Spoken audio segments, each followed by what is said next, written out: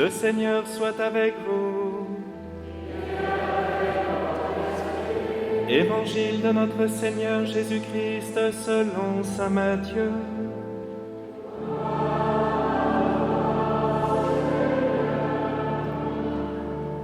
En ce temps-là, les pharisiens, apprenant que Jésus avait fermé la bouche aux Sadducéens, se réunirent, et l'un d'entre eux, un docteur de la loi, posa une question à Jésus pour le mettre à l'épreuve.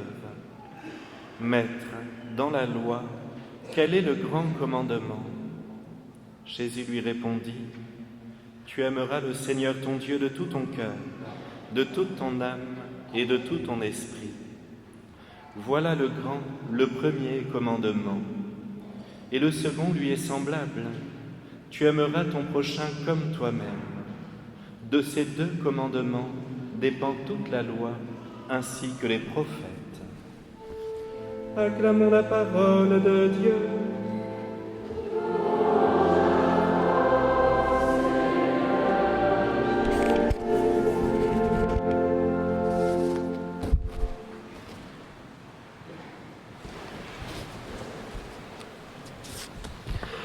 Mes frères bien-aimés, c'est une joie de vous retrouver pour la messe du dimanche, de voir votre fidélité à sanctifier ce jour de la résurrection du Seigneur. Comme chaque dimanche, nous rendons le culte à Dieu, comme lui-même nous l'a demandé, et je peux vous assurer que la prière de la messe est extrêmement efficace pour le monde entier. Toutes nos prières sont unies à celles de notre Seigneur Jésus, qui renouvelle maintenant son sacrifice de la croix, alors certes non pas de façon sanglante, comme ce fut le cas sur le Golgotha, mais de façon mystique et bien réelle. Nous vivons maintenant au cours de la messe la passion, la mort et la résurrection de notre Seigneur Jésus, qui offre sa vie au Père Céleste en réparation des péchés du monde. Venir prier à la messe, c'est faire un acte d'amour, d'abord pour notre Seigneur que nous essayons d'aimer, et puis ensuite pour les intentions de nos cœurs, particulièrement celle de la paix.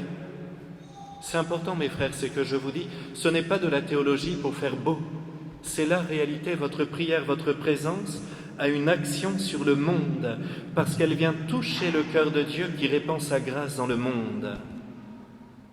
Et profitons de l'enseignement de ce jour, qui est vraiment parfait pour notre âme. La question de ce pharisien est la meilleure question qu'il pouvait poser, même si malheureusement, il le fait dans un esprit mauvais, celui de piéger notre Seigneur, encore une fois. Toujours cette méchanceté de cœur pour piéger un être bon. Et je me dis en lisant cet évangile combien notre Seigneur est extrêmement bon et patient envers ces personnes. Parce que moi, je peux vous dire, si quelqu'un essaie de nous piéger, j'imagine, vous comme moi, on s'énerverait. On dirait à la personne hypocrite, arrête un peu. Je sais très bien que tu viens pour me titiller, là. Mais Jésus est patient. Il lui répond avec bonté, alors qu'il sait très bien que ce pharisien veut le piéger. Maître, dans la loi, quel est le grand commandement? Ou pour poser la question différemment, que faut-il faire pour aller au paradis? Alors ici, mes frères, je ne vais pas essayer de vous convaincre sur l'existence du paradis, du purgatoire et de l'enfer. Tout est dit dans l'Évangile, vous le savez mieux que moi. Et j'espère que nous avons ce profond désir d'aller au ciel. Jésus nous répond en nous regardant face à face, en regardant notre cœur avec un profond amour. Tu aimeras le Seigneur ton Dieu de tout ton cœur, de toute ton âme et de tout ton esprit. Voilà le grand, le premier commandement. Et le second lui est semblable, tu aimeras ton prochain comme toi-même. De ces deux commandements dépendent toute la loi ainsi que les prophètes. Alors même si, mes frères, je vous ai déjà fait plusieurs homélies sur cet évangile, croyez-moi, j'ai pris le temps de méditer pour essayer d'entendre ce que le Seigneur pouvait nous dire en ce jour. Mais avant ça, j'ouvre une petite parenthèse. Au nom de Dieu, il n'est pas permis de tuer. Ce que nous voyons maintenant dans la bande de Gaza est affreux. Au nom de Dieu, il n'est pas permis de tuer. D'ailleurs, vous le voyez, c'est bien ce qu'il nous dit. Il n'y a qu'un seul commandement, aimer Dieu de tout son cœur et aimer son prochain comme soi-même. Et avant que certains me disent, Père Damien, mais l'Église catholique l'a fait pendant des siècles, je vous arrête. Si on étudie l'histoire de l'Église, certes, il y a eu des hommes mauvais en tout temps, que ce soit dans l'Église ou dans n'importe quelle spiritualité, ou même parti politique, que sais-je. Mais l'Église n'a jamais promu le massacre des gens gratuitement. Et si on me parle des croisades, petite parenthèse encore, les croisades c'était pour aller aider des frères. Le tombeau de Jérusalem, la ville de Jérusalem avait été prise par les Turcs seldjoukides qui avaient massacré la population juive comme chrétiens. Et à l'époque, le pape a demandé à Saint Bernard d'inviter les chrétiens à partir là-bas pour libérer Jérusalem et protéger les pèlerins. Comme nous le faisons quand on va en Afghanistan, enfin j'espère que derrière il n'y a pas des affaires financières ou que sais-je. Mais vous voyez, c'est un acte de charité d'aller aider des frères. On ne massacre pas pour le plaisir de massacrer au nom de Dieu.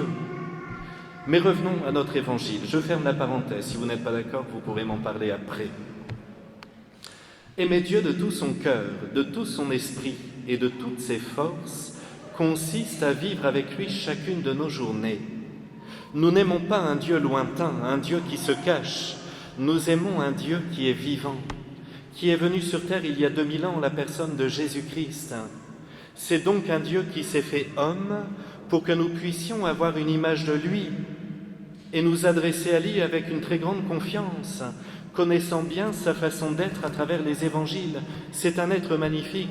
Un jour d'ailleurs, je prendrai le temps dans une homélie de vous décrire qui était notre Seigneur Jésus à travers les évangiles, parce que nous avons tellement d'éléments sur sa façon d'être, sur sa façon de s'habiller, sur sa façon de parler, sur sa bonté, sa douceur, sa patience, sur sa miséricorde. C'est un être magnifique. Et ce Dieu homme nous a promis qu'il désirait faire sa demeure dans notre âme avec le Père Céleste et l'Esprit Saint à travers les sacrements, en commençant par le baptême. C'est une vérité qui nous dépasse complètement. La Sainte Trinité vient faire sa demeure dans l'âme du baptisé. Et cette présence grandit à mesure de notre vie sacramentelle et de notre foi. Voilà pourquoi il faut baptiser. On y va, tous les petits. On les passe là-bas, en quelques secondes. Parce que le baptême est une grâce de Dieu qui est efficace. N'attendons pas que l'enfant soit saint. Oh, je vais attendre qu'il ait 18 ans pour qu'il choisisse. C'est trop tard. À 18 ans, il pense au petit copain ou à la copine, malheureusement. C'est petit qu'il faut le faire baptiser pour que le bon Dieu y mette sa grâce divine. Quant aux adultes, on y va. Arrêtons d'attendre qu'ils soient des anges pour les baptiser. Le bon Dieu, justement, nous donne sa grâce pour nous sanctifier, pour nous relever de nos péchés. Alors si nous attendons que l'adulte soit un ange après 2-3 ans de catéchuménat, alors là c'est fichu. Bientôt on ne baptisera plus personne. Allons-y mes frères, le baptême est important. Mais les sacrements ne sont pas suffisants. Il faut qu'il y ait la réponse de la foi, de notre âme, c'est-à-dire cette confiance que la Sainte Trinité est en moi. Ce n'est pas une figure de style, ce n'est pas de la théologie pour faire beau, c'est la réalité. Nous vivons 24 heures sur 24 en présence du bon Dieu. Alors comment savoir si ma foi est grande? Eh bien tout simplement en regardant si notre Seigneur fait partie de ma vie au quotidien. Si je l'invoque aussi naturellement que j'appellerai un ami. Et oui mes frères, dès que ça ne va pas, on appelle l'ami, on lui envoie des SMS, des WhatsApp. Ça va très mal, tu sais, ce matin j'ai renversé mon café et vraiment je suis en dépression. Et là on y va, on se répand sur nos souffrances. C'est très beau, mais déjà faisons-le avec notre Seigneur Jésus. Parlons-lui, il est dans mon âme. Oh Seigneur, j'ai fait tomber le café, ça m'énerve. Mais c'est pas grave, vous êtes en moi, ça me suffit. Et on avance. Sa présence, mes frères, apporte une paix incomparable. Et sa paix est un trésor pour la vie chrétienne et pour la vie du monde. Bien souvent d'ailleurs, comme nous allons le voir le jour de la Toussaint, l'homme de foi devient naturellement l'homme de charité, parce qu'il est poussé par la présence de Dieu en lui à aimer différemment, à dépasser les barrières humaines, à aimer comme Jésus nous l'enseigne. Et j'imagine, mes frères, que vous en avez fait l'expérience. Il y a des moments où votre conscience vous dit de dépasser un malentendu, un manque de charité, une offense, pour essayer d'aimer la personne. Voilà le travail de la grâce. Voilà la présence de Dieu dans une âme. On se rend bien compte que la messe du dimanche n'est pas suffisante pour le chrétien. Sinon, ce ne serait que de la tradition. Je fais baptiser mes enfants, je me suis marié à l'église, je vais à la messe du dimanche, je suis une bonne personne. Et non, ce n'est pas suffisant. Le bon Dieu attend la réponse de notre âme par la foi, par la vie de prière, par le cœur à cœur au quotidien, par l'amour de sa Sainte Mère, la Vierge Marie. On se rend bien compte, comme je l'ai dit, qu'il faut plus que la messe. Alors je rappelle rapidement, je vous l'ai déjà dit, la méthode pour prier. 3 points, facile. Le premier, on éloigne les écrans. Le téléphone, vous le mettez à peu près à 15 mètres de vous. Vous pouvez même le jeter par la fenêtre dans le jardin.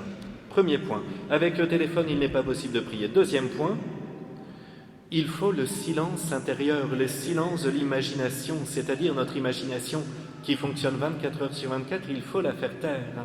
Mais oui, mais j'ai oublié d'acheter des carottes pour la garbure. C'est pas grave, tu y repenses après la prière, tu le mets de côté.